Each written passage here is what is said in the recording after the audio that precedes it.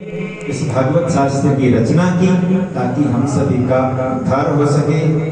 कहते हैं जब सुखदेव जी परीक्षित को कथा सुनाने के लिए हरिद्वार में गंगा तट पर उपस्थित हुए तो सभी देवताओं को पता चल गया। सभी देवता आए और सभी देवता ने कहा कि हमें पता चला है कि आप परीक्षित को भागवत की कथा सुना रहे हैं, तो आप ऐसा करें कि जो कथा आप परीक्षित को सुना रहे हैं वो कथा तो हमें सुना दीजिए और इस कथा में जो स्वर्ग का अमृत है वो परीक्षित को पिला दीजिए।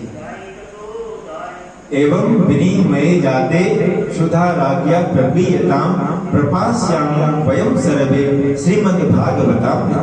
कहते हैं कि हम तो आपको स्वर्ग का अमृत दे देंगे और बदले में आप हमें भागवत का अमृत दे दीजिए। इस प्रकार से आपकी भी इच्छा पूरी हो जाएगी और हमारी भी इच्छा पूरी हो जाएगी। लेकिन सुखदेव जी ने देवताओं को भागवत की कथा सुनाई नहीं। क्यों नहीं सुनाया?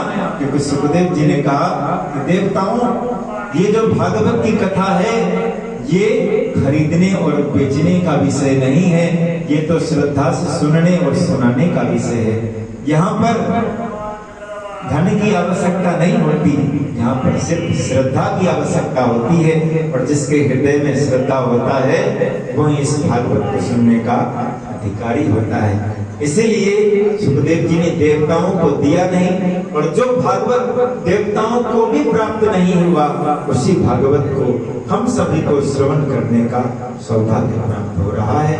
इनसे बड़ी बात इस मनुष्य लोक में तो कोई नहीं। इसीलिए महाराज जब देवता निराश होकर गए तो देवता ब्रह्मा जी के पास गए और ब्रह्मा जी से कहा, सुखदेव जी ने हमें भागवत की कथा का दान नहीं किया। ब्रह्मा जी ने कहा ठीक है, 7 दिनों तक परीक्षित को भागवत सुनने दो और भागवत सुनने से देखो कि उनका परिणाम होता क्या है। 7 दिनों तक लगातार परीक्षित ने भागवत सुनी और भागवत को सुनकर राजा परीक्षित मुक्त हो गए। बोलिए श्रीमद् भागवत महापुराण। और जब भागवत को सुनकर परीक्षित मुक्त हो गए तब ब्रह्मा जी ने कहा ये भागवत एक ऐसा शास्त्र है जिसकी तुलना में अन्य कोई भी शास्त्र नहीं हो सकता। ये सभी शास्त्र से उत्तम है और आज के बाद संसार का ये नियम है कि जो कोई पूरी श्रद्धा से इस भागवत कथा को, इस भागवत शास्त्र को श्रवण करेगा उसकी मुक्ति सुनिश्चित हो जाएगी। बोलिए आनंद कंद भगवान।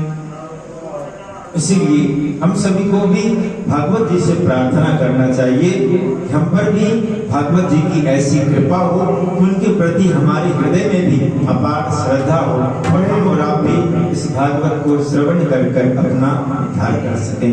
बोलिए भक्तवत्सल भगवान की जय हो। मेरा आपकी कृपा